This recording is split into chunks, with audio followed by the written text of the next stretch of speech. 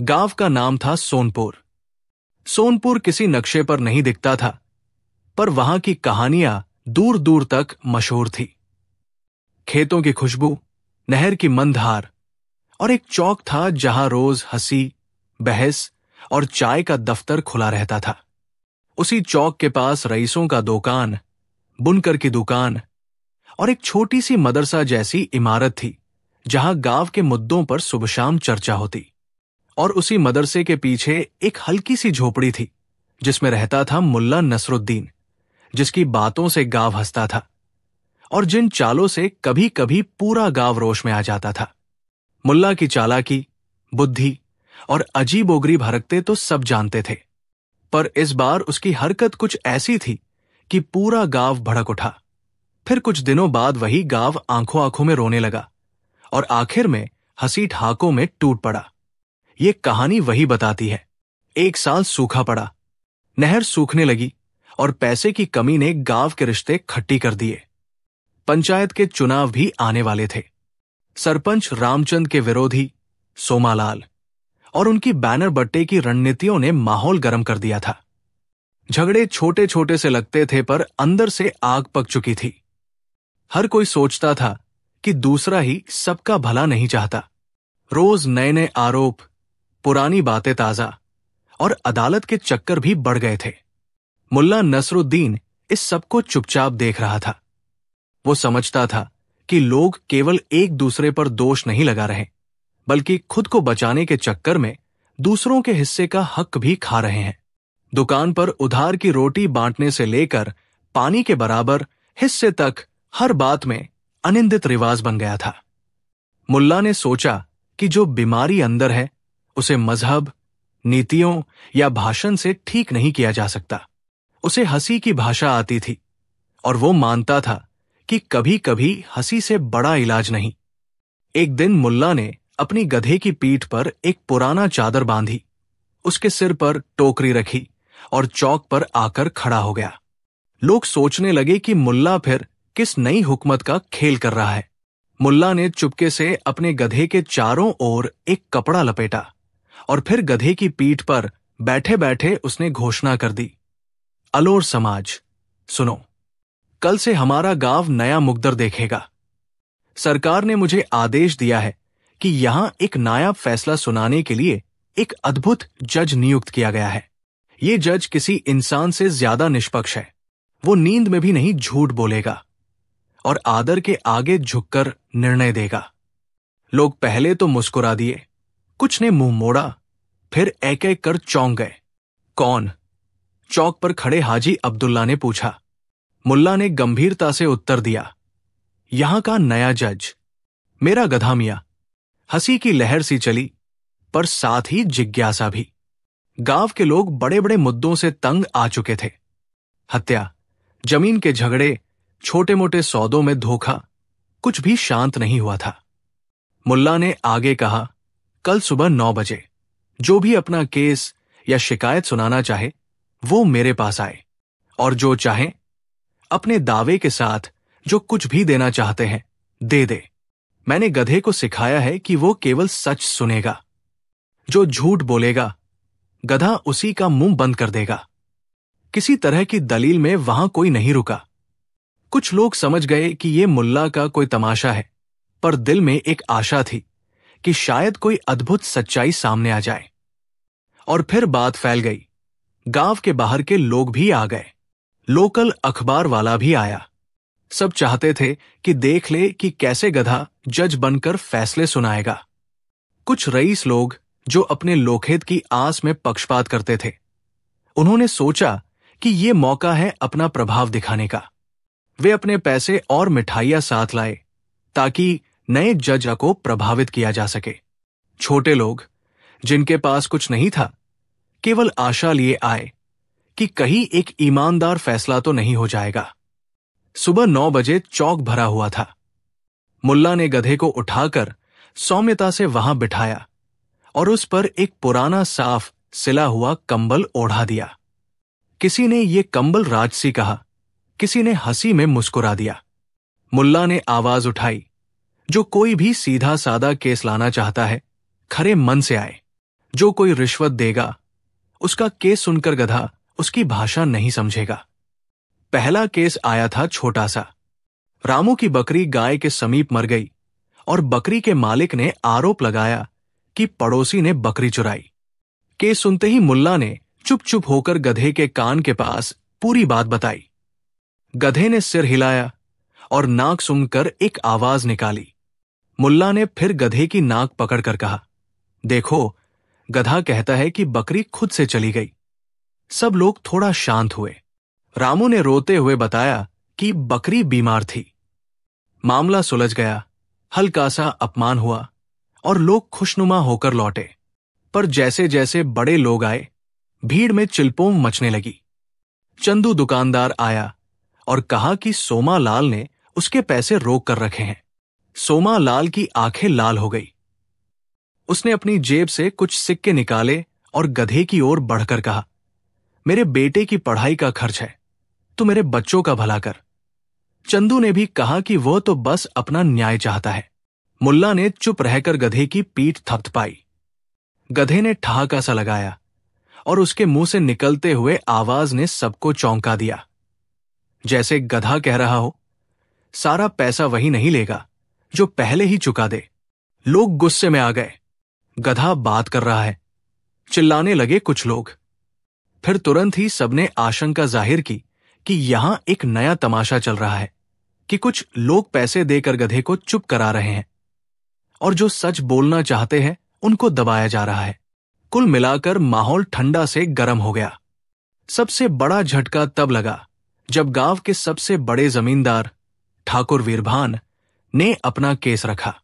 वो दलील कर रहा था कि एक किसान ने उसकी जमीन पर मूंग उगाई है और उसे सजा मिलनी चाहिए। किसान का नाम था हेमराज और वो बड़ा बुजुर्ग था।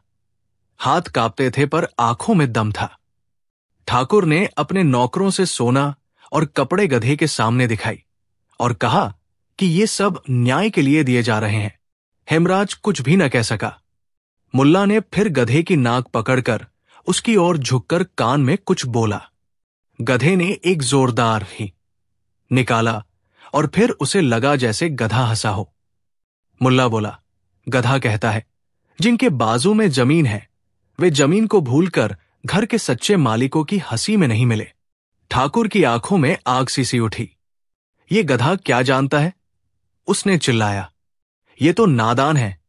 गांठ कसती चली गई। लोगों में फूट पड़ने लगी। कुछ ने ठाकुर का साथ दिया, कुछ हेमराज को। हेमराज के अन्य चेहरे पर एक दबी सी मुस्कुराहट आई, पर ठाकुर की थानेदारी और पैसे ने माहौल को और ज्वलंत कर दिया। मुल्ला ने देखा कि बात अब सिर्फ एक केस की नहीं रही। ये मौका बन गया था लोगों की बुरी आदतों और भयावह सच्चाइयों को बिगाड़ने का। उसने सोचा कि अब उसे एक बड़ा सबक देना है। उसने गधे की पीठ पर रखे बर्तन से एक कागज निकाला और जोर से पढ़ना शुरू किया। जो भी यहां रिश्वत देगा उसका नाम पूरी अदालत के समक्ष पढ़ा जाएगा। कुछ लोग चौंके, पर एक ने कहा कि वह तो रिश्वत दे ही चुका है। फिर एक और ने अपने पैसे बाहर निकाले और धीरे धीरे सामने आकर रख दिए। देखा गया कि कई लोग जो बातों में बड़े थे सचमुच कुछ देकर चले गए थे। ये दृश्य गांव के लिए शर्मनाक था। लोग फटाक से उठकर चिल्ला उठे, ये क्या लोग हैं?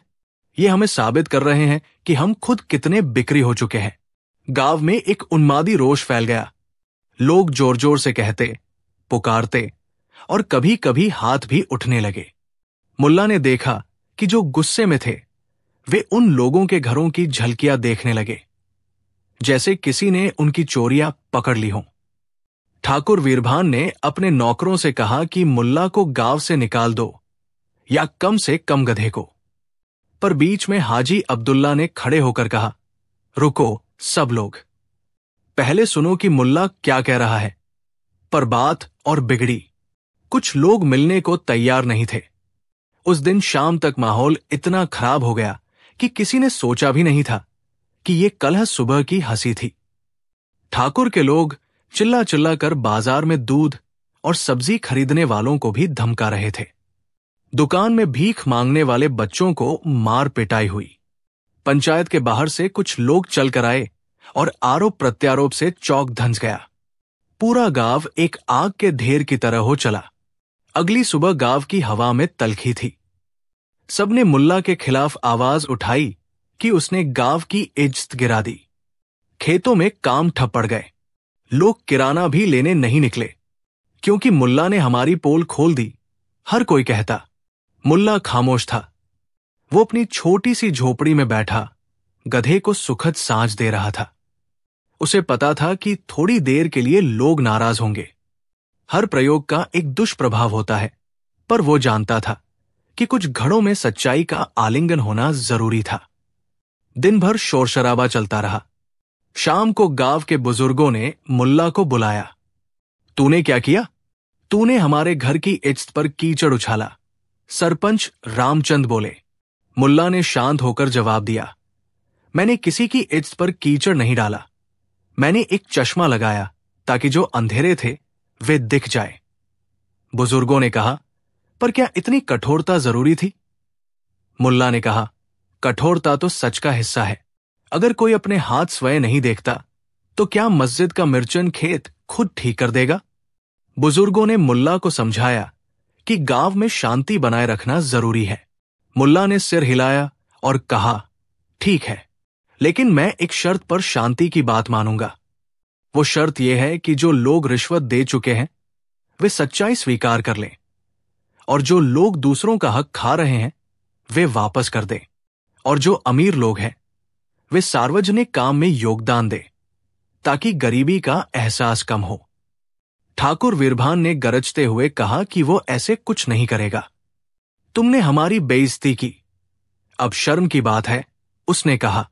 मुल्ला ने मुस्कुराकर कहा, ठीक है, अगर तुम नहीं करोगे तो मैं तुम्हें और गांव को साबित कर दूंगा कि जो ये लोग खो रहे हैं वो उनका खुद का ख्याल है। मुल्ला ने एक योजना बनाई। उसने चौक पर सूचना चिपकाई कि अगले दिन एक बड़ा मेलों जैसा कार्यक्रम होगा जहां सब लोग अपनी अपनी बातें रखकर सुलह कर सकते हैं। पर असलियत यह थी कि मुल्ला ने गांव के सबसे बड़े घरों से चुपके से कुछ सामान उधार लिए और उन सब चीजों को लौट कर देना नाम से एक सार्वजनिक नीलामी में रख दिया। उसने हर उस वस्तु को सूचीबद्ध किया जो हाल के दिनों में गुम हुई थी या जो किसी ने ठेका कर लिया था। सारे गांव के लोग बिठाए गए। मुल्ला ने कहा, जो कोई भी साबित करेगा कि वो किसी का माल दुरुपयोग कर रहा है उसे इस सार्वजनिक मंच पर नाम बताने दो और जो सामर्थ्यवान लोग हैं वे इन चीजों की भरपाई कर दें। ये सुनकर लोगों के चेहरे लाल हो गए। नीलामी शुरू हुई। धीरे धीरे पता चला कि जिन रईसों ने रिश्वत दी थी वे वही थे जिनके घरों में चारों ओर ढेरों सामान रखे थे, पर जिनके पास नहीं था वे वो चीजें बेचकर गांव के कच्चे रास्तों की मरम्मत और कुएं की सफाई करवा रहे थे। लोगों को शर्म के साथ ये एहसास हुआ कि वे अपने गिरेबा में झांकना भूल चुके थे। ठाकुर वीरभान ने चुपचाप खरीदा और खरीदा भी खूब। उसने सोना नहीं रखा पर गांव के लिए नई कुआं और नई पाठशाला बनवाने का वादा कर दिया। उसने कहा, मैंने गलती की है। मोहल्लों में धीरे धीरे सुलह की खबर फैलने लगी। कई दिनों तक चर्चाएं चली। कुछ लोगों ने माफी मांगी, कुछ ने नहीं मांगी और गांव से चले गए। मुल्ला का मकसद पूरा हुआ। सिर्फ वे लोग जो सच में अपराधी थे वे छिप न सके, पर साथ ही वो भी जानता था कि जनता की नाराजगी कम न होगी जब तक कि वे खुद ये महसूस न करें कि सच्चाई में छिपने का फायदा कोई नहीं है। परिणाम यह हुआ कि गांव ने मिलकर नया कुआं बनाया, स्कूल के लिए धन जुटाया और बच्चों के लिए कपड़े आदि खरीदने पड़े। उन सब ने मिलकर गांव में एक छोटी सी सभा बनाई जो रोजाना किसी भी छोटे मोटे झगड़े का समाधान करने लगी। और मुल्ला नसरुद्दीन चौक पर खड़ा होकर हर शाम गधे की पीठ पर चाय की प्यालियां रखकर सबको हंसाता। उसने कभी अपने किए पर अफसोस नहीं दिखाया। एक दिन ठाकुर वीरभान आई और मुल्ला के सामने खड़ा होकर बोला, तुम्हारी हरकत से गांव बुरी तरह हिला, पर शायद ये अच्छा हुआ। मुल्ला ने मुस्कुराकर कहा, कभी कभी पत्थर फेंकने से ही मक्खियां उड़ती है। गांव अब पहले जैसा नहीं था। लोग अब एक दूसरे की निगाहों में झूठ छुपाते नहीं थे। झगड़े घृणा में बदलकर नदारद हुए थे। मुल्ला का गधा अब चौक पर नहीं, बल्कि स्कूल के पास खड़ा रहता, बच्चों को देखकर खुरच खुरच कर हंसता और कभी कभी मुड़कर अपने मालिक की ओर देखता, जैसे कह रहा हो कि सही समय पर बनाई गई ठहाके वाली सिखावन से बड़ी कोई बात नहीं।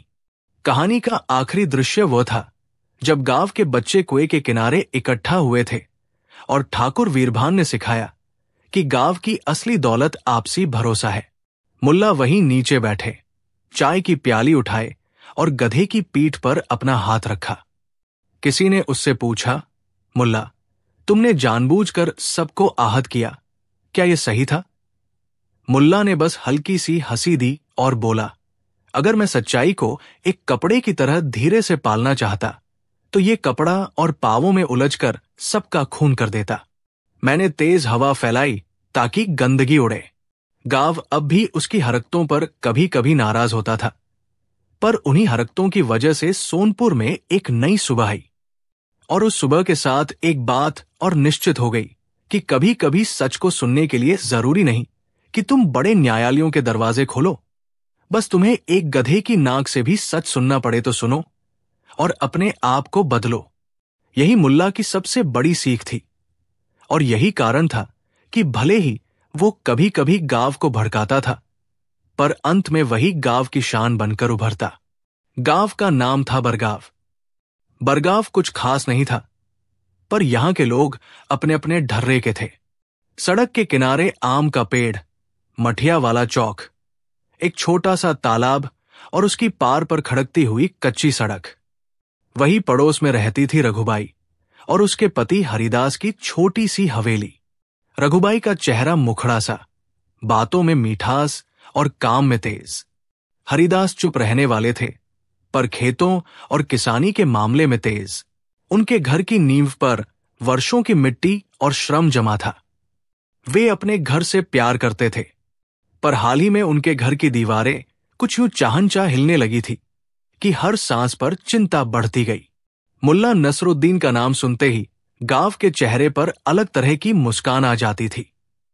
उसकी चालें, बातों का तड़का और अचानक होने वाले नाटक लोगों को बांधे रखते थे।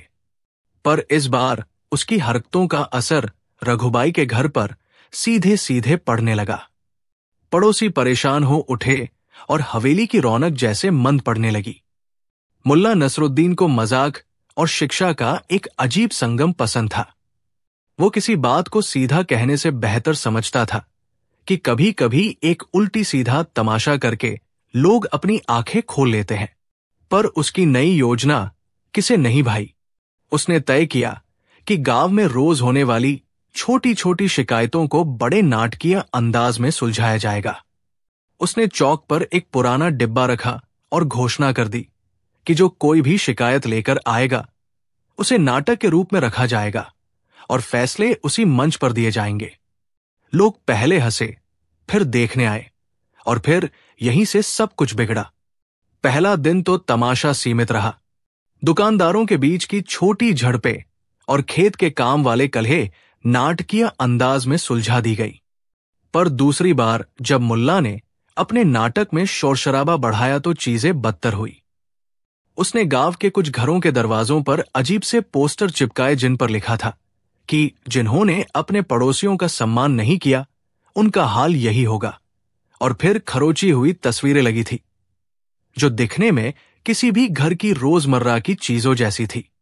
लोग समझे कि ये मजाक है, पर मजाक धीरे धीरे जादुई डर में बदल गया। रघुबाई के घर पर पहली परेशानियां तब आई जब उसकी दीवार में दरारें बढ़ने लगी। पहले वो दरारें थी जो बारिश के साथ गहरी हुई। हरिदास ने कहा कि ये पुरानी बात है, पर रघुबाई का दिल बेचैन हुआ। एक शाम मुल्ला चौक पर एक कार्यक्रम लेकर आया जिसमें वो ठहाकों के बीच दिवाली की मशीन दिखाना चाहता था। उसने कहा कि ये मशीन घर की खुशियां नापती है और जो घर अपनी खुशियां छुपाते हैं उसे झटका देगी ताकि सब सच्चाई सामने आए। कुछ लोगों ने इसकी खिल्ली उड़ाई, कुछ उत्सुक हो गए और कुछ घबराकर दूर हो गए। मुल्ला की मशीन का प्रभाव तभी असल में दिखाई दिया जब उसने चुटकी भर हंसी के साथ कहा, देखते हैं कहां किसके घर में सत्य छिपा है। अगले ही दिन रघुबाई के घर की दीवारों से अचानक उबट-उबट आवाजें आने लगी। दूध का घड़ा गिरना शुरू हो गया, छत की लकड़ी गड़गड़ाने लगी और बच्चे रोने लगे। गांव में अफवाह फैल गई कि मुल्ला की हरकतों से रघुबाई के घर की नींव हिल गई है। हरिदास ने अलग अलग लोगों से सलाह ली। कुछ ने कहा कि ये सब दरअसल पुराने फाउंडेशन की वजह से है। कुछ बोले कि हो सकता है भूकंप जैसा कुछ हुआ हो।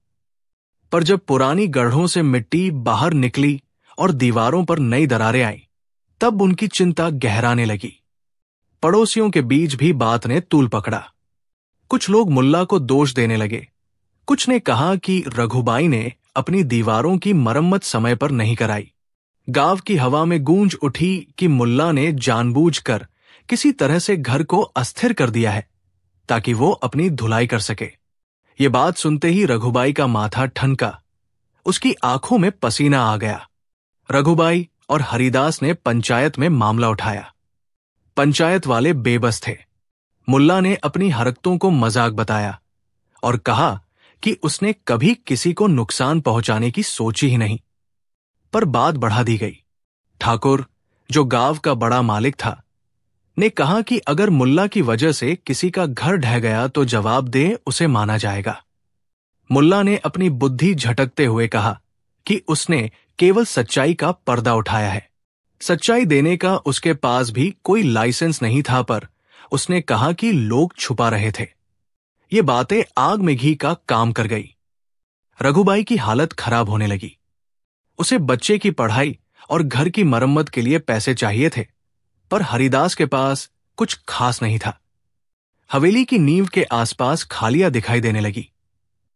एक रात जब तेज हवा चली, तब एक कोने की दीवार धीरे धीरे झुक गई और कुछ मटमैले पत्थर नीचे गिरे। पड़ोसियों के बीच भय फैल गया। किसी ने कहा कि ये घर अब रहने लायक नहीं रहा। रघुबाई की आंखों में आंसू थे।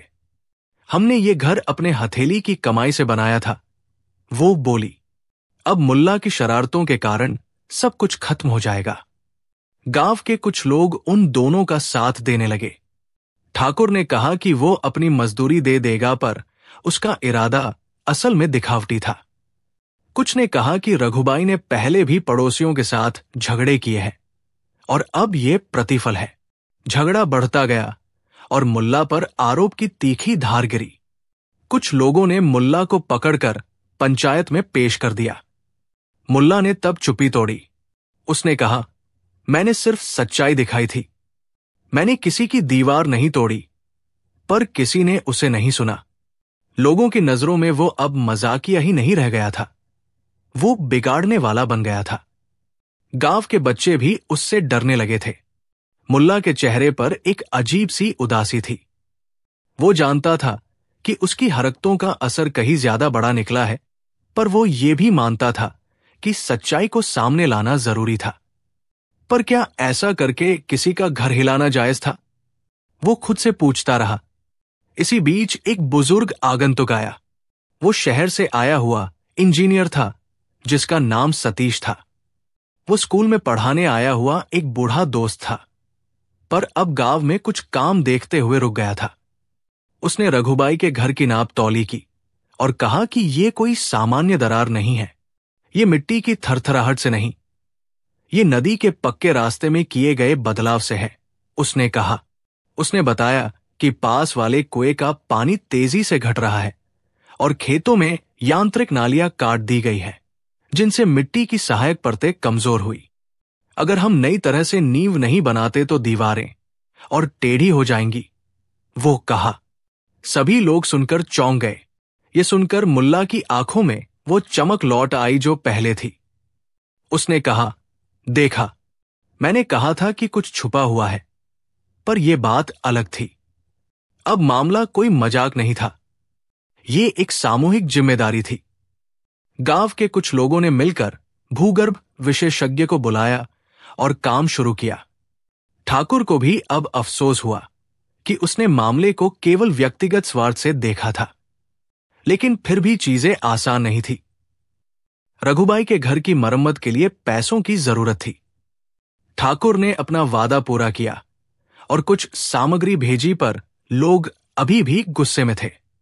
उन्होंने कहा कि अगर मुल्ला ने समय रहते चेतावनी नहीं दी होती तो ये सब और भी बड़ा हो जाता। कईयों ने देखा कि मुल्ला ने चौक पर जो पोस्टर लगाए थे वे असल में उन्हीं लोगों के छोटे छोटे कुकर्मों की याद दिला रहे थे। लोग अपना ठीक ठीक आचरण छुपाते थे और अब वो सामने आ चुका था। कुछ लोग अपनी गलती मानने लगे, कुछ अपने शान के लिए खामोश रहे। एक शाम मुल्ला अकेले बैठा था। वह रघुबाई के घर के सामने आया और चुपके से निर्माण के काम में मदद करने लगा। उसने खुद मिट्टी झोंकी, पत्थर उठाए और गांव के बच्चों को बताया कि कैसे नींव मजबूत होती है। लोगों को यह देखकर अजीब लगा। ये वही मुल्ला नहीं जिसने सबको भड़काया था। वे कहने लगे। मुल्ला ने हंसते हुए कहा, अगर तुम्हें सच सुनना होता है तो बस सुनो, पर सच सुनना ही काफी नहीं, उसे सुधरना पड़ेगा। धीरे धीरे काम चल पड़ा। सरकार की मामूली मदद भी मिली और गांव ने मिलकर रघुबाई के घर की मरम्मत कर दी। नई नींव पक्की कर दी गई, दीवारों को समतल किया गया और छत मजबूत बनाई गई। कुछ लोगों ने अपने पुराने किए का इजहार किया और माफी मांगी। ठाकुर ने सार्वजनिक रूप से कहा कि उसने अपनी गलती समझी और अब वो गांव के विकास के कामों में बढ़ चढ़कर हिस्सा लेगा। रघुबाई और हरिदास की आंखों में राहत लौट आई, पर उन दिनों की चिंता उनके चेहरे पर स्थायी छाप छोड़ गई थी। मुल्ला की साख कुछ बदल गई। अब लोग उसे केवल मसखरे के रूप में नहीं देखते थे। वे समझ गए थे कि उसकी हरकतें कहीं कहीं सच की दवा थी, पर दवा तेज भी हो सकती है और घायल कर सकती है। मुल्ला ने भी समझा कि किसी भी सच को बिना सोच विचार के सामने फेंकना ठीक नहीं। उसके लिए माफी मांगना मुश्किल था, पर उसने लोगों से कहा, मैं नाटक करता हूं ताकि लोग देखकर सीखें, पर सीख तब अच्छी होती है जब उसके साथ जिम्मेदारी भी हो। कहानी का अंत इस बात पर नहीं हुआ कि मुल्ला ने कितनी हंसी बिखेरी, बल्कि इस पर टिका कि कैसे एक व्यक्ति की हरकतें पूरे पड़ोस की नींव हिला सकती है। रघुबाई के घर की मरम्मत के बाद गांव के लोगों ने मिलकर पानी की सप्लाई और नालियों की मरम्मत की। उन्होंने तय किया कि अब से हर बड़ा परिवर्तन पंचायत के माध्यम से होगा और किसी भी तरह की जांच बिना विशेषज्ञ राय के नहीं की जाएगी। मुल्ला को चौक में फिर जगह मिल गई, पर उसकी कहानी लोगों के लिए चेतावनी भी बन गई कि मजाक और सच्चाई में फासला बनाए रखना जरूरी है। आखिरकार रघुबाई अपने दरवाजे पर खड़ी हुई, अपने घर की मजबूत दीवारों को देखकर रो पड़ी और बोली, घर हिल तो गया था, पर अब हम फिर से टिके हैं। हरिदास ने उसका हाथ थामा और कहा, हमें समझना चाहिए था, पर अब सब ठीक होगा। मुल्ला कहीं दूर खड़ा उन दोनों को देख रहा था। उसकी आंखों में कुछ पछतावा और कुछ संतोष था। उसने सीखा कि हंसी एक हथियार है और उसे संभाल कर इस्तेमाल करना चाहिए। गांव ने सीखा कि किसी भी हलचल पर पहले समझना चाहिए और फिर फैसला करना चाहिए। और रघुबाई ने सीखा कि जब घर हिलता भी है तो इंसान मिलकर उसे फिर से टिकाने का हौसला रख सकता है। कि आंखें फटी रह गई मुल्ला का जवाब सुनकर। गांव भर की भीड़ चौक पर जमा थी। हवा में हल्की सर्दी थी और चाय की 2-3 मगिलों की खुशबू उठ रही थी। आज का विषय मामूली नहीं था। गांव के सबसे प्रतिष्ठित घर की बेटी आर्मीना का बेतुका आरोप और एक ठहरा हुआ राग जिस पर कई दिनों से पारा चढ़ा हुआ था। आरना की मां जमीला बेगम आंसू पोंछती हुई खड़ी थी और उसके मुंह से निकले शब्द सबको चौंका रहे थे। उसने हमारे घर की इज्जत मिट्टी में मिला दी, वो कह रही थी। उसने हमारे उसूलों को ठेंगा दिखाया। सबकी निगाहें मुल्ला नसरुद्दीन पर टिकी थी। मुल्ला हमेशा की तरह हल्का फुल्का चटखारा देता, पर उस दिन उनकी आंखों में गंभीरता थी। लोग जानते थे कि मुल्ला की हरकतें कभी कभी मजाक की आड़ में जरूरी सच उघाड़ देती है, पर आज मामला अलग था। आज की बात में हंसी नहीं, भरोसा और रिश्तों की कशमकश थी। आर्मीना ने बोलना शुरू किया। उसकी आवाज में काप थी। मां ने मेरा भरोसा तोड़ा नहीं था। वो झूठ बोल रही है। गांव के युवक गुस्से से भरे थे। कुछ कह रहे थे कि बेटी ने साजिश रची है। कुछ बड़बोलों ने कहा कि ऐसी बातें आजकल शरीफ घरों की सूरत खराब कर देती है। जमीला बेगम ने अपनी गूंजते हुए स्वर में कहा, मैंने उस लड़की को अपनी जान से भी ज्यादा समझा। उसने हमारे घर के मान अपमान को धब्बा किया है। पंचायत की मेज पर मामला रखा गया। सरपंच ने कहा कि पहले सच्चाई सामने आनी चाहिए, पर कौन बताए कि सच्चाई क्या है। तभी मुल्ला ने अपना हाथ उठाया और कहा, पहले मैं सुनूं, फिर बताओ। सबने अनुमान लगाया कि मुल्ला फिर किस तरह की चाल चलेगा। कुछ ने कहा कि वो कोई हास्य करेगा, कुछ ने कहा कि वो शायरी शुरू कर देगा, पर मुल्ला खामोश बैठे रहे। अंत में उन्होंने कहा, हम लोग कैसे सुलह कर लें, ये तुम्हें पता है। जमीला बेगम ने आंखों में आंसू भर के कहा, मोहब्बत और इज्जत दोनों यहां दाव पर है। मुल्ला ने धीरे से कहा, जब कोई बात इतनी भारी हो तो उसे हल्का करके नहीं समझा जाता। हमें ऐसी सच्चाई चाहिए जो आती आती लगे और जिसे कोई नकार न सके। सबने आश्चर्य से उनकी ओर देखा। हम कल सुबह एक छोटी सी परीक्षा लेंगे। मुल्ला ने कहा, सच बयान करेगा, झूठ पकड़ा जाएगा। गांव वालों का उत्सुक होना एक पल में भय में बदल गया। कुछ ने सोचा कि यह तरीका सही नहीं है, पर जमीला बेगम ने आंखें चमका कर कहा, ठीक है, जो भी सच सामने आएगा मैं सहूंगी। अगली सुबह गांव के मुख्य चौक पर एक भीड़ इकट्ठी हुई। मुल्ला ने एक बड़ा सा चांद सा दर्पण रखा और चारों ओर मोमबत्तियां जलाई। लोग ये देखकर अचंभित हो गए। ये क्या खेल है? एक बूढ़े ने पूछा। मुल्ला ने कहा, यह दर्पण किसी का चेहरा नहीं दिखाएगा, ये इंसान का मन दिखाएगा। लोगों ने एक दूसरे की तरफ देखा। दर्पण का चमक सा किनारा कुछ रहस्यमय लग रहा था। मुल्ला ने बताया कि जो भी आज इस दर्पण के सामने खड़े होकर अपना नाम बोलेगा और सच्चाई बताएगा, दर्पण उसकी आवाज में कुछ ऐसा बोलेगा जो उसके अंदर छुपा हुआ सच्चा भाव बाहर कर देगा। जो झूठ बोलेगा, दर्पण कुछ नहीं कहेगा। वो बोले, पर जो सच बोलेगा, उसके मन की सच्चाई दर्पण के शब्दों में चमक कर बाहर आ जाएगी। लोग हंसे तो कुछ डर गए, पर जमीला बेगम ने सहमति दे दी। आखिरकार आर्मीना ने कदम बढ़ाया और दर्पण के सामने खड़ी हुई। भीड़ जैसे थम सी गई। आर्मीना ने गहरी सांस ली और कहा, मैंने किसी की इज्जत नहीं बिगाड़ी। दर्पण कुछ पल तो शांत रहा, फिर उसकी सतह पर हल्की सी धुंधलाहट बनी और एक आवाज निकली, जो सच है उसे छुपाया नहीं जा सकता। लोगों की आंखें फट गई। कुछ ने सोचा कि ये कोई जादू है, पर तभी दर्पण की सतह में और भी रूप उभर आए। उसमें एक छोटी सी घटना दिखाई दी। जमीला बेगम के अनुपस्थित रहने के वे पल जब आर्मीना अकेली घर पर थी और गांव के एक अफससिया से मुलाकात कर रही थी। आवाज साफ थी, तुम्हारे घर की इज्जत पर सवाल इसलिए उठे क्योंकि तुमने खुद ही कुछ करने का निर्णय लिया था जो परंपरा के खिलाफ था। दर्पण ने आर्मीना का सच नहीं बदला, पर दर्पण की भाषा ने भीड़ को असहज कर दिया।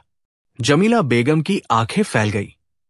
वो पहले तो जम्हाई खाई सी खड़ी रही, फिर उसके होठ कांपने लगे। ये कैसे? मैंने तो उसे समझाया था, वो बोली। हवा में एक अजीब तरह की चुप्पी छा गई। ठाकुर साहब, जो हमेशा सख्ती में रहते थे, उनकी भौहें सिकुड़ गई। क्या ये सब ठीक है? उन्होंने पूछा। मुल्ला ने साधारण आवाज में कहा, सवाल ये नहीं कि दर्पण क्या दिखा रहा है, सवाल ये है कि हम क्या छुपा रहे थे। ये सुनकर कुछ लोग नाराज हुए। मुल्ला, ये हमारा धर्म है, हमारी मर्यादा। एक वृद्ध बोले, तुम इसे हल्का नहीं कर सकते। मुल्ला ने हाथ जोड़कर कहा, मैं न हल्का कर रहा हूं, न भारी। मैं केवल दिखा रहा हूं कि जो कुछ भी दिल में है वो किसी न किसी रूप में बाहर आ जाएगा। और अगर बाहर आने से रिश्ते टूटते हैं तो क्या हमने पहले से ही उन्हें कहीं दबा रखा था? बात और गहरी होती चली गई। जमीला बेगम ने आंसू पोंछते हुए कहा, मैंने उसे पाला, उसने मेरा नाम रखा, पर उसने मुझे धोखा दिया। दर्पण ने फिर से कुछ कहा, जब माता और पुत्री के बीच दरार आती है तो वो गांव तक फैल जाती है। लोगों की आंखों में साजिश का आईना टकराया। किसी को नसीहत, किसी को गुनाह नजर आया। पर वही क्षण आया जब किसी की आंखें सचमुच फटी रह गई। गांव के सबसे शांत पुरुष मास्टर साहब, जो हर बात को विचार से तौलते थे, दर्पण के पास आए। उन्होंने नंगी आंखों से दर्पण की सतह पर देखा। दर्पण ने उनकी तरफ पलटा और अचानक मास्टर साहब के मुंह से निकला, मैंने कभी भी आर्मीना को सिखाया नहीं कि सच को दबाओ। आवाज में एकतरफा निवेदन था। मास्टर साहब की आंखें लाल हो गई। वो कांपते हुए बोले, मैंने उसकी मदद की थी कि पढ़ना बंद न करे, पर मैंने उसे कोई दिशा नहीं दी। दर्पण ने कहा, जो मदद सही है वो मार्ग दिखाती है, जो मदद गलत है वो भ्रम पैदा करती है। ये सुनकर गांव वालों की हंसी रुक गई। कुछ लोगों ने समझा कि दर्पण सिर्फ इमेज नहीं दिखा रहा, वो उन छिपी भावनाओं को बढ़ा रहा था जो लोग खुद से नहीं देख पाते थे। और तब अचानक एक आवाज ने भीड़ को चौंका दिया। ये आवाज थी गली के कोने पर खड़ी दूसरी औरत की, जिसकी आंखों में गहराई थी और जो अक्सर सबकी बातों को चुपचाप सुनती रहती थी। उसने कहा, हमने आर्मीना को कसाई की लड़की से तुलना कर दिया, पर हमने कभी उसे समझा नहीं। सब चुप हो गए। उस औरत का नाम था नूरजहां। वो गांव के बाहर अपने घर में अकेली रहती थी और कढ़ाई का काम करती थी। उसने आगे कहा, मैंने देखा था कि जमीला बेगम अपने पति की शक्ल में खो जाती है और लड़की को अकेला छोड़ देती है। मैं न कहती थी क्योंकि मेरी जगह नहीं थी, पर आज दर्पण दिखा रहा है कि सच कहाँ छुपा था। ये सब सुनकर जमीला बेगम की आंखें खुल गई।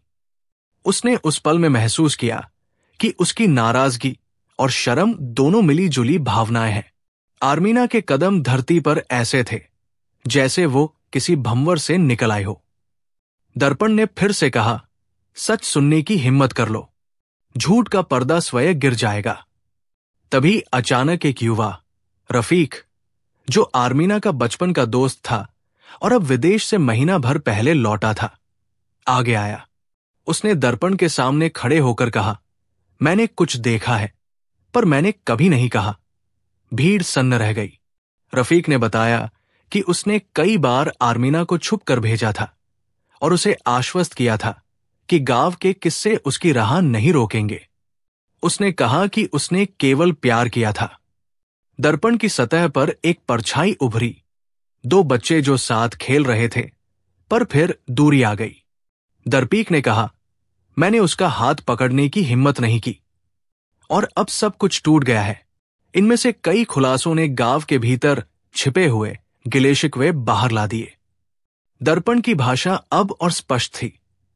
सच का सामना करने से भागना उसे और गहरा करता है। लोगों की आंखें खुली रह गई क्योंकि जो बातें वे अनुमान कर रहे थे वे अब दर्पण से निकली आवाजों में स्पष्ट हो चली थी। कुछ ने समझा कि मुल्ला ने बस एक दर्पण रखा है, पर मुल्ला ने नहीं रखा। उस दर्पण का असर खामोश दिमागों के शोर को बाहर लाया था। अंत में जमीला बेगम ने खुद कहा, मैंने अपनी बेटी के लिए सही नहीं सोचा। मैंने उसे संभालने की बजाय उसे कसौटी पर रखा। उसकी आवाज टूटी हुई थी। उसने आर्मीना को गले लगाकर कहा, मुझे माफ कर दे बेटा। आर्मीना ने आंसू भरे हुए कहा, मां, मुझे सही समझो, मैं भी इंसान हूं। और उसी पल गांव की हवा में एक नया सन्नाटा आया।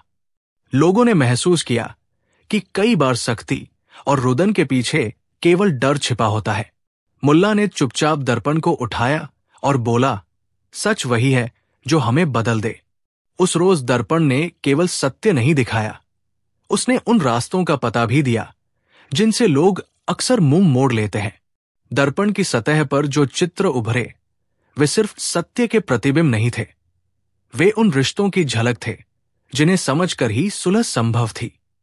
उस शाम सभी घरों में हल्की रोशनी थी, पर उस रोशनी में अब नई तरह की समझ थी। जमीला बेगम ने आर्मीना से हाथ पकड़ा और कहा, अब हम साथ हैं। मुल्ला ने एक छोटी सी मुस्कान दी और भीड़ में गायब हो गया।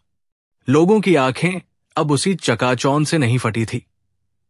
वे अब सोच रहे थे कि सच सुनना और सच बोलना दोनों की जिम्मेदारी उन्हीं सब पर है। और उस रात से गांव में एक नई आदत पनपी, झूठ को छुपाने की जगह सच को संभाल कर रखने की कोशिश।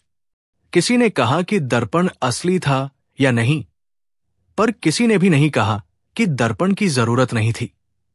कहानी खत्म हुई नहीं थी, पर उस दिन की घटना ने सबको सिखाया कि जब किसी का जवाब, चाहे वो मुल्ला का हो या किसी साधारण इंसान का, किसी की आंखें फटी रहने पर मजबूर कर दे, तो उस खुलासे के बाद केवल दो ही विकल्प बचते हैं, बदला लेना या बदल जाना।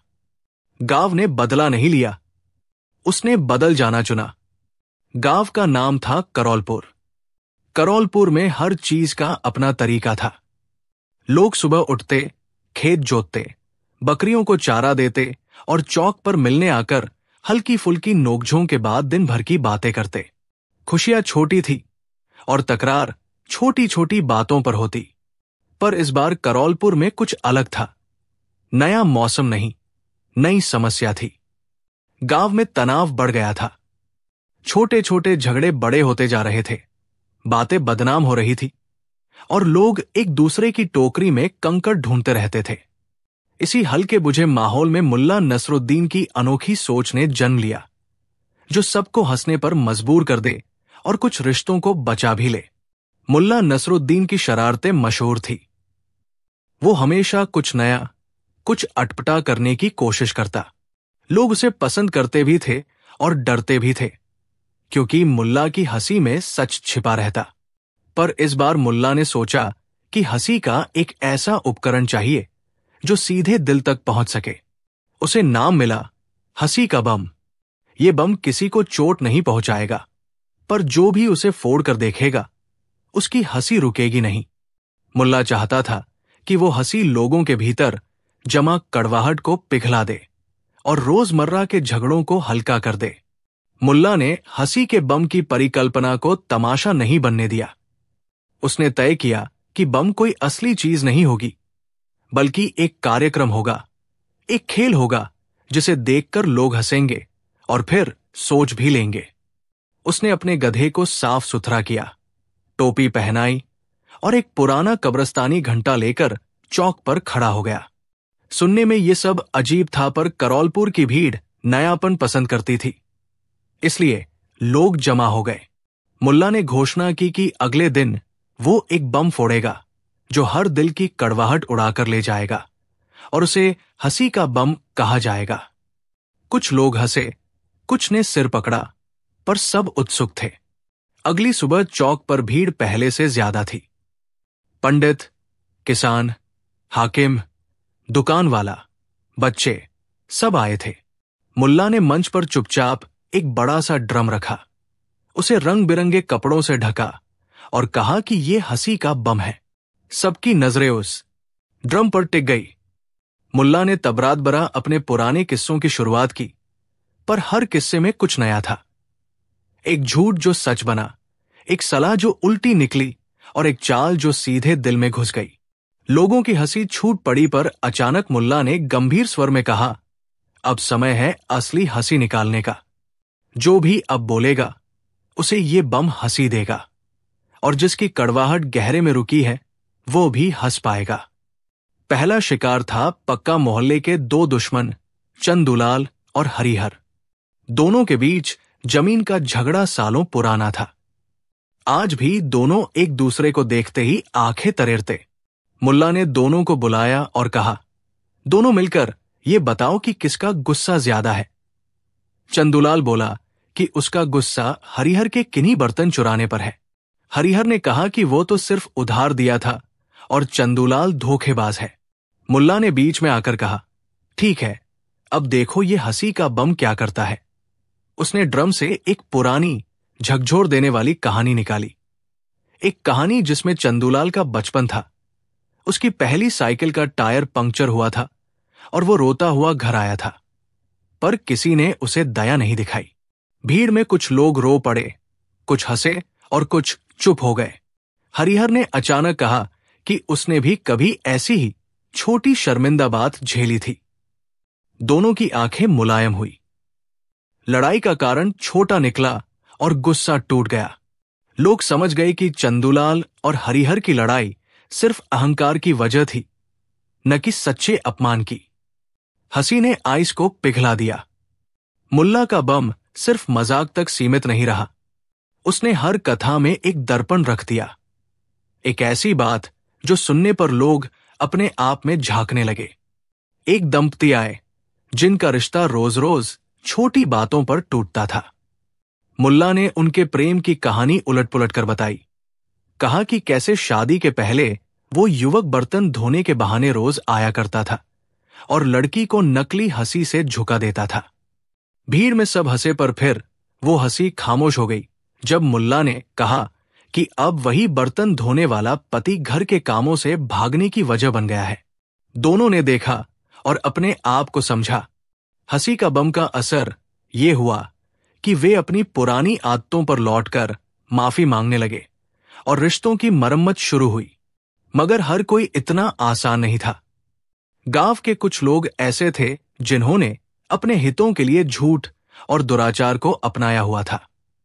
ठाकुर साहब उनमें से एक थे। उसने जमीन के मामले में कई किसानों को दबाकर रखा था। मुल्ला ने तय किया कि ठाकुर की हंसी तब निकलेगी जब उसे उसकी खुद की बेवकूफी का आईना दिखे। मुल्ला ने मंच पर एक नाटक किया जिसमें ठाकुर ने खुद को राजा मान लिया और उसकी गद्दी एक लकड़ी की टोकरी निकली जो हवा में उड़कती रही। भीड़ हंसी से लोट पड़ी। ठाकुर पहले शर्मिंदा हुआ, पर बाद में उसने गुस्से में कहा कि ये अपमान है। तब मुल्ला ने ड्रम से एक चिट्ठी निकाली जो दिखने में ठाकुर का नाम लेती थी, पर अंदर उसका छोटा सा बचपन लिखा था। ठाकुर का पहला झूठ जो उसने स्कूल में बताया था ताकि उसे मिठाई मिल सके।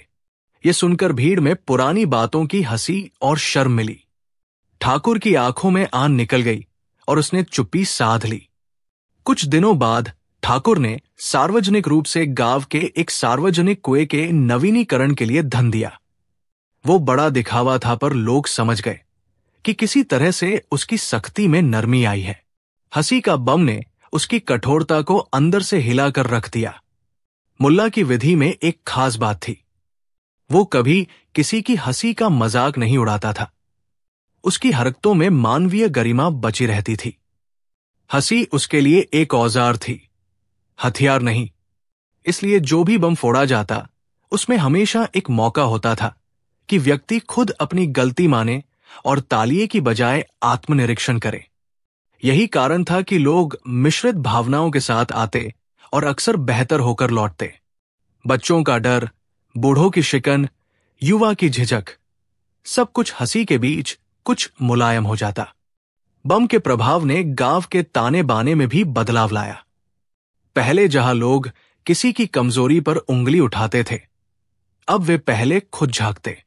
दुकान पर चीजें ठीक तरह से लौटाने लगे। खेतों में पानी बांटने की आदत फिर लौटी। पर सब कुछ इतना सरल भी नहीं था। कुछ लोग थे जिनकी गहरी योजनाएं थी और वो हंसी को भी अपना शिकार बना लेते।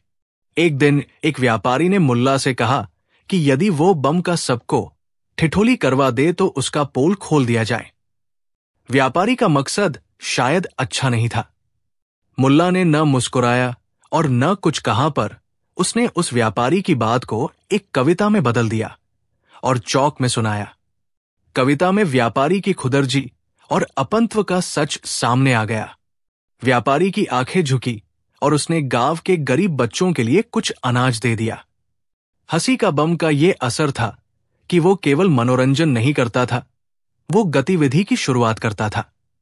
एक दिन गांव में अचानक हिंसा की हवा चली। बकरियों के चरागाह पर दो परिवारों में बड़ी लड़ाई हो गई। लोग पत्थर चलाने लगे। मुल्ला ने तुरंत अपने बम के ड्रम को उठाया और बीच में आ गया। उसने ऐसा नाटक रचा कि दोनों पक्ष हंसते हंसते भूल गए कि वे लड़ रहे थे। उसने बताया कि एक बार दोनों परिवारों के पूर्वज एक ही तरह का पेड़ लगाते थे और उस पेड़ की छाया में बचपन खेलते थे। भीड़ ने सुकून से सुना और गुस्से की आग बुझने लगी। कुछ लोगों ने कहा कि ऐसे नाटक से पार्लियामेंट नहीं चलेगा, पर मुल्ला की चाल ने मन का दरवाजा खोला और दोनों परिवार समझौता कर बैठे। मामले की गंभीरता बनी रही, पर गुस्से में ताजा घाव सूखने लगे। हंसी का बम की खबर दूर दूर तक फैल गई। आसपास के गांवों से लोग देखने आने लगे। कुछ लोग कहते कि ये चालाकी है, कुछ कहते कि ये दया है।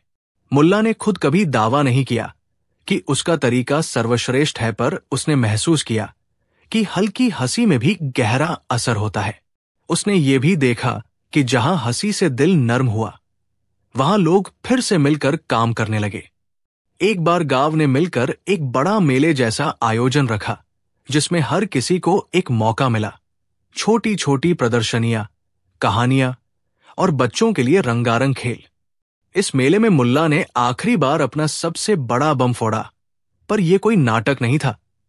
ये एक सच्ची हंसी थी जो सभी के मुंह पर आई और फिर खोली। उस दिन गांव के बुजुर्गों ने कहा कि शायद इसी तरह की हंसी से उन्होंने अपने बूढ़ों को संभाला था, और युवा बोले कि हंसी ने उनके दिलों के कठोर कोण तोड़ दिए। समय के साथ हंसी का बम एक प्रतीक बन गया। यह प्रतीक याद दिलाता कि रिश्तों में हल्की फुल्की मजाक और सच्ची हंसी कितनी काम आ सकती है। पर मुल्ला ने एक सीख भी दी। हंसी का प्रयोग सोच समझकर करना चाहिए। यदि उसे बेतरतीब इस्तेमाल किया जाए तो वो चोट भी पहुंचा सकती है। एक बार जब किसी ने उसकी हंसी का गलत मतलब निकाला और उसे समाज में छोटी सी अपमानित करने की कोशिश की, तो मुल्ला ने चुप्पी साध ली और गांव ने खुद ही सही मायने समझे। यही बड़ा सबक था। हंसी का बम तब असरदार है जब वो बनाने वाला नेक इरादा रखता हो और सुनने वाले तैयार हों। कई सालों बाद करौलपुर की यादों में हंसी का बम एक रंगीन किस्मत की तरह बसी रही। जहां कहीं भी लोग टकराते, वहां कोई बच्चा या बूढ़ा कहता, अब किसने हंसी का बटन दबा दिया, और माहौल हल्का हो जाता। मुल्ला का नाम अक्सर हल्की मुस्कान के साथ लिया जाता। लोग उसे याद करते कि कैसे उसने हंसी से घाव भरे थे और कैसे उसने रिश्तों की मरम्मत करवाई थी। मुल्ला खुद भी बड़ा बदल गया था। वो अब ज्यादा सोचकर हंसाता और उसकी हंसी में एक संतुलन और दया थी जिसे लोग महसूस करते थे। कहानी का अंत यहां नहीं हुआ, पर इसका असर गहरा रहा। हंसी का बम ने सिखाया कि हास्य केवल पल भर की खुशी नहीं है, वो एक इलाज भी हो सकता है। पर इलाज तभी असर करता है जब देने वाला समझदारी से दे और लेने वाला उसे खुले मन से स्वीकार करे। मुल्ला ने करौलपुर को यह दिखाया कि कभी कभी एक हंसी से झूठ की दीवार गिर सकती है, कड़वाहट दूर हो सकती है और नई सुबह आ सकती है। और जहां तक मुल्ला की बात है, वो चौक पर खड़ा रहा, गधे पर बैठा, टोपी झुकाए हुए, और एक नई कहानी सोचता रहा। किसी दिन फिर से हंसी का एक और बम फोड़ेगा, पर इस बार वो और आसान होगा, क्योंकि लोग उसकी नीयत जानते थे और हंसी का असर गांव भर में फैल चुका था। गांव का नाम था हवईपुर। हवईपुर बड़ा नहीं था, पर उसकी अपनी शान थी। चौक पर एक बरगद था। उसकी छाया में लोग सुबह शाम जमा होते और हर बात की एक लंबी सी चर्चा होती। दूर से जो भी आता उसे पता चल जाता कि यहां किस्साक था और तर्क वितर्क का स्वभाव गहरा है। वही रहता था मुल्ला नसरुद्दीन, जिसकी बातों में तुक और सच दोनों रहते थे। उसकी नजरें चालाक और चेहरे पर मृदु मुस्कान रहती, पर जब उसे बात समझनी हो, वो चुपके से हवा की तरह उतर आता और किसी भी जटिल मसले को आसान कर देता। एक बार का किस्सा है कि उसी राज्य में राजा का सवानुमा आदेश आया। रजा अमरचंद के समय राजकाज ठीक ठाक चलता था, पर राजा को एक बात बेहद पसंद थी। वो चाहता था कि उसके महल में हर बात उसका आखिरी फैसला माने। राजा की ये आदत कई बार लोगों के बीच विवाद पैदा कर देती थी। वो अपनी राय पर अडिग रहता और किसी तर्क को कमतर समझा करता। लोगों को राज साहब से डर भी था और सम्मान भी। ऐसी ही कई परिस्थितियों में मुल्ला अक्सर बीच में आकर हवा बदल देता। एक दिन दूर के एक नगर से खबर आई कि राजा के राज्य में एक कानूनी विवाद बहुत बड़ा हो गया है। विवाद जमीन की उस हिस्से को लेकर था जिसे राजा ने पहले किसी सामंत को दे रखा था, पर अब वही जमीन नदी के पास धंसने लगी थी और लोग कह रहे थे कि ये जमीन गांव की नंगी जरूरत है। गांव वाले, जमींदार और दरबार के कुछ बड़े लोग सब इस पर उलझे थे। मामला इतना अटका कि राजा ने अपना दरबार बुलाया और कहा कि जो कोई भी इस मसले पर बुद्धि प्रदर्शित कर सके उसे सुनकर मैं फैसला करूंगा। बहुतों ने दरबार में अपनी अपनी दलीलें रखी। कुछ ने बड़े लंबे दस्तावेज पढ़े, कुछ ने पुराने रिकॉर्ड दिखाए, पर राजा के मन में संशय बढ़ता ही गया। अंत में उसने कहा कि वो स्वयं जाकर देखेगा, पर पहले उसने एक मनोवैज्ञानिक शर्त रखी। जो भी उसे इतनी गहराई से तर्क दे कि वो अपनी राय बदल ले, उसे पुरस्कार मिलेगा। ये बात सुनते ही लोग चुप रहे, क्योंकि राजा अक्सर नहीं मानता था। पर उसने पक्का इरादा दिखा दिया। समाचार हवईपुर तक पहुंचा और मुल्ला को भी सुनाई दिया। मुल्ला ने वही चौक पर चाट की दुकानियों के बीच खड़े होकर कहा कि इस बार उसे दरबार जाना चाहिए। लोगों ने हंसी में टाल दिया। मुल्ला, तुम क्या कर सकोगे? राजा बड़ा सख्त है। पर मुल्ला ने सिर हिलाया और कहा, सवाल बड़ा है पर तर्क आसान है। उसी रात मुल्ला ने अपने चंद पुराने कपड़े पहने, गधे की पीठ पर बस एक हल्का सा कंबल बांधा और दरबार की ओर चल दिया। दरबार में मौजूदगी कुछ धुंधली थी।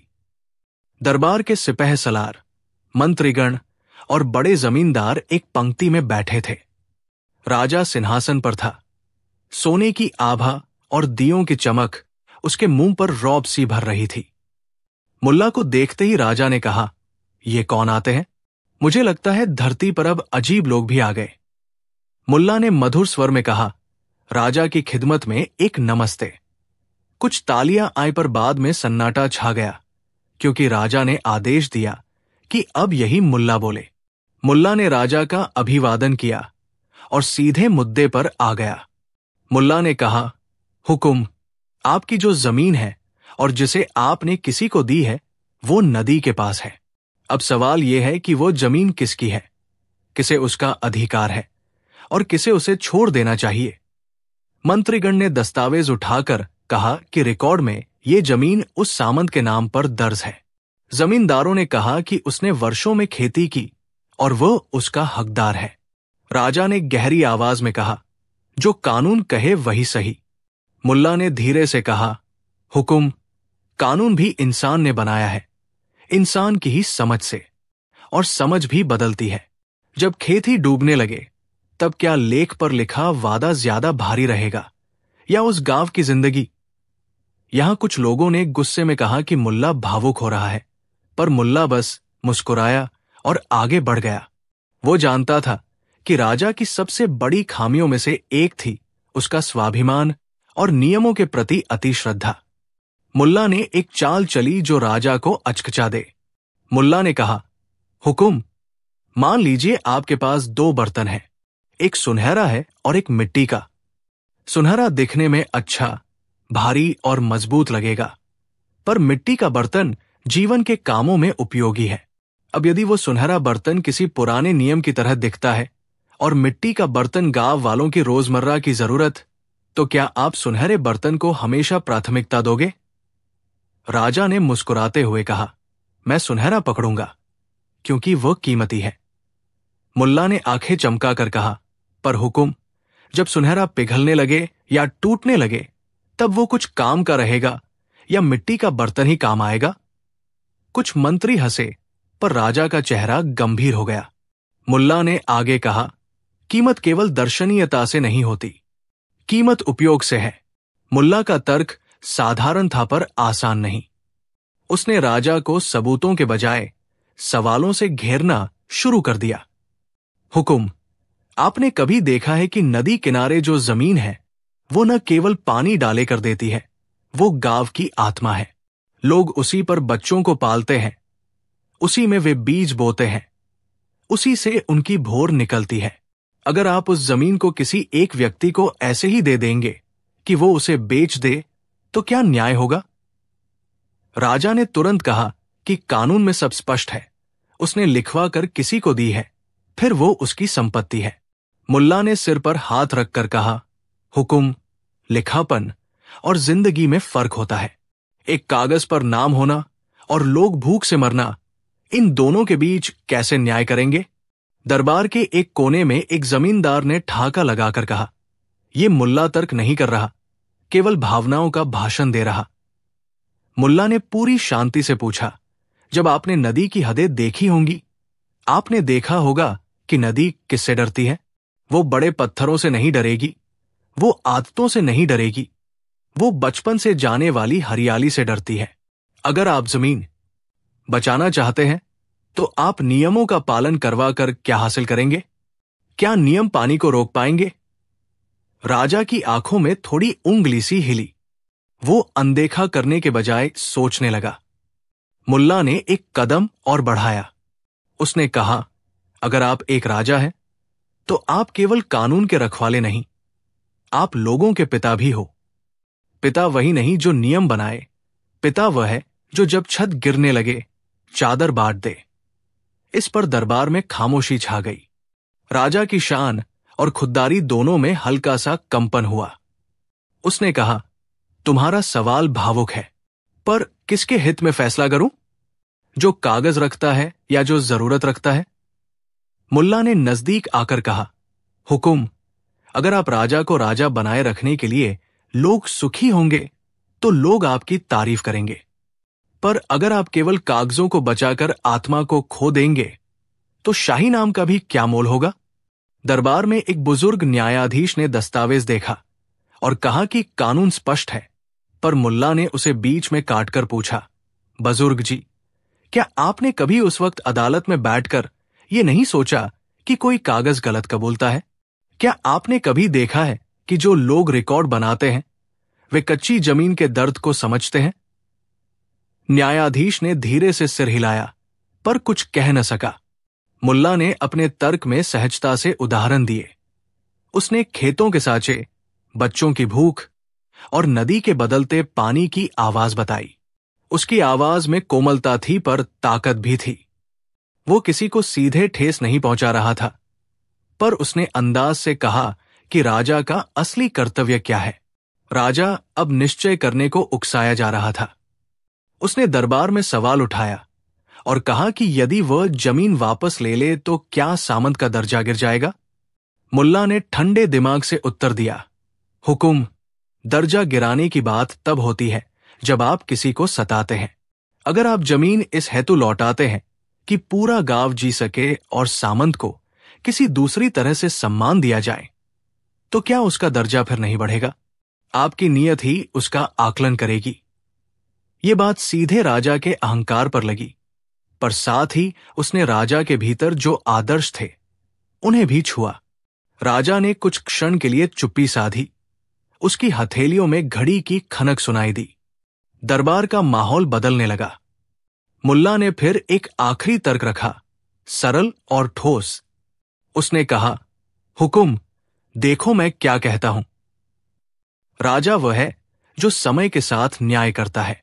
अगर आप अपने दस्तावेजों पर अड़े रहेंगे और लोग वही दस्तावेज आपको कुरेदते रहेंगे तो राज कौन करेगा? पर अगर आप उस कागज के कुछ शब्द बदल देंगे ताकि लोग जी सकें, तो इतिहास आपको याद रखेगा। इस पर कुछ मंत्री हंसे तो कुछ घबरा गए। राजा ने अपनी चश्मी उतारी और अपने ऊपर झुकते हुए कहा, मुल्ला, तुमने जो कहा वो सरल और कठिन दोनों है। वहां कुछ लोगों ने सोचा कि राजा केवल दिखावा कर रहा है, पर राजा ने असल में ऐसा किया जो किसी ने उम्मीद नहीं की थी। उसने उठकर घोषणा की कि वह चमक दमक और कागज की परवाह करने वाले नहीं, बल्कि लोगों के हक के लिए फैसला लेगा। उसने दरबार की महरूमी से कहा कि उस जमीन को मौजूदा निवासियों के लिए बचाया जाए और सामंत को राज्य के अन्य हिस्सों में सम्मानजनक विकल्प दिए जाए। कुछ जमींदार चिल्लाए, कुछ मंत्री ने विरोध जताया, पर राजा ने अपनी आवाज ठोस रखी। मैंने देखा है, उसने कहा, कि कागजों की सेवा से ज्यादा लोगों की सेवा मेरी जिम्मेदारी है। यह सुनकर मुल्ला का चेहरा शांत मुस्कान से भर गया। देर नहीं लगी कि दरबार में ताली बजने लगी।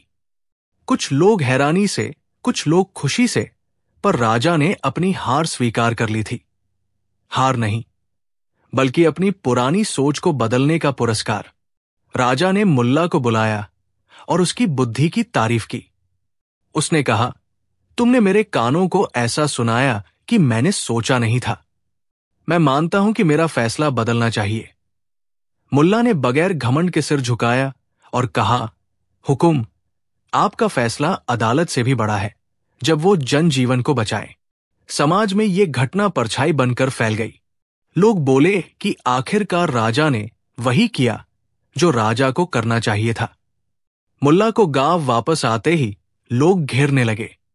कुछ ने कहा कि उसने जादू कर दिया, कुछ ने कहा कि उसने बुद्धि से राज को हरा दिया।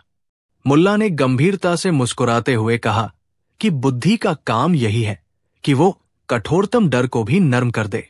उसने ये नहीं कहा कि उसने राजा को परास्त किया, पर एक बात स्पष्ट थी। अक्सर जिन लोगों को हम हारते देखते हैं, वे हार नहीं मानते, वे बदलते हैं, और यही बदलना किसी की जीत होता है।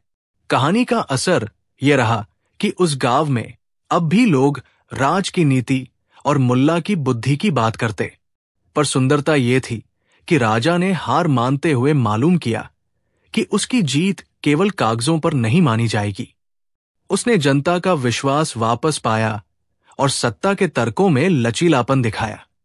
मुल्ला ने फिर कभी किसी दरबार में शोर नहीं किया, पर जब भी कोई बड़ा प्रश्न उठता, लोग उससे मिलते ताकि वो सादगी से बात बना दे। उसका तरीका कभी चुपता, कभी हंसाता, पर हर बार कुछ नया सिखाता। इस कहानी में कोई नायक केवल एक नहीं था। नायक वो था जिसने अपने अहंकार को छोड़ दिया, नायक वो था जिसने अपनी बुद्धि से व्यवहार किया, और नायक वो था तीनों जनों का सहारा बनकर उठ खड़ा हुआ। राजा भी मान गया, पर उसकी हार नफरत भरी नहीं थी, वो परिपक्वता की खुशी थी। और मुल्ला ने ये संक्षेप में कहा, कठोर नियमों का पालन करना अच्छा है, पर जीवन की वजह से नियम बने हैं, नियमों से जीवन नहीं। ये बात हवईपुर के लोगों के दिलों में दबी रही और आने वाली पीढ़ियों ने इसे इत्तेफाक और समझदारी से निभाया।